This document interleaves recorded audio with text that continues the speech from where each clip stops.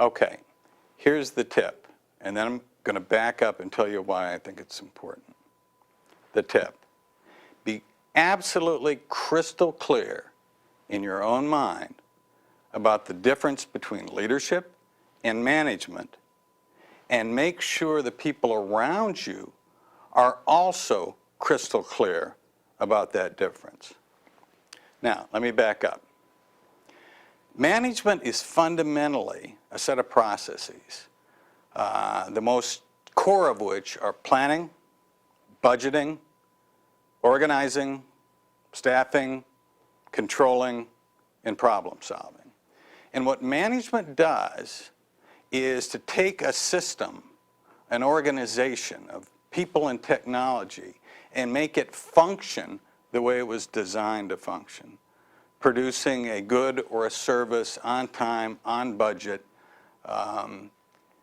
absolutely the way it was designed to work. What leadership is it's a set of processes involving creating a vision of the future and a strategy for getting there, for communicating that out to people in a way that gets them to buy into it, and then creating an environment that motivates those people, that inspires those people to want to make that vision a reality.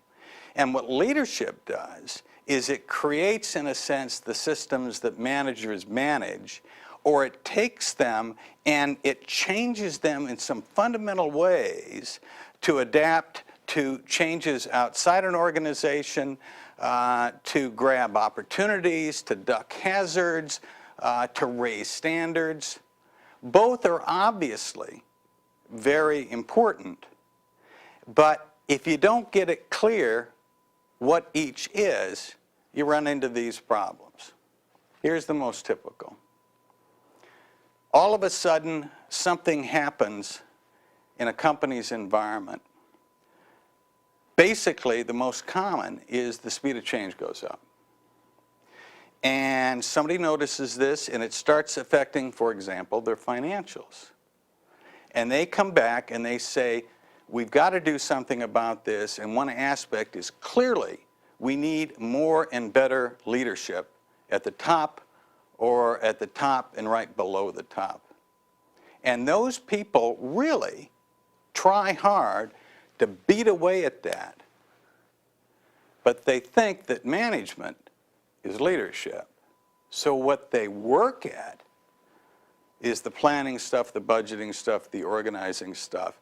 And at a certain point, you can literally become overmanaged and underled. And it's almost impossible, unless you've got a monopoly, to be overmanaged and underled and do well in the kind of world that we're living in today.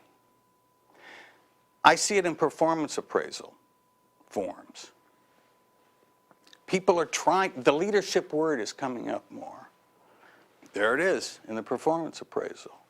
And I look at the items underneath it, half of them are management items.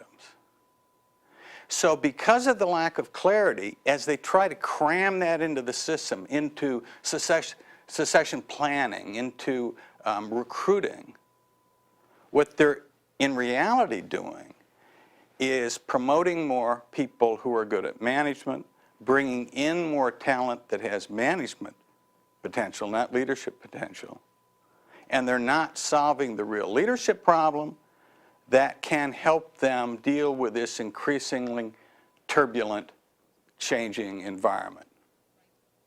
You got to understand the differences, and the people around you need to understand them. And if you don't, you get yourself into trouble.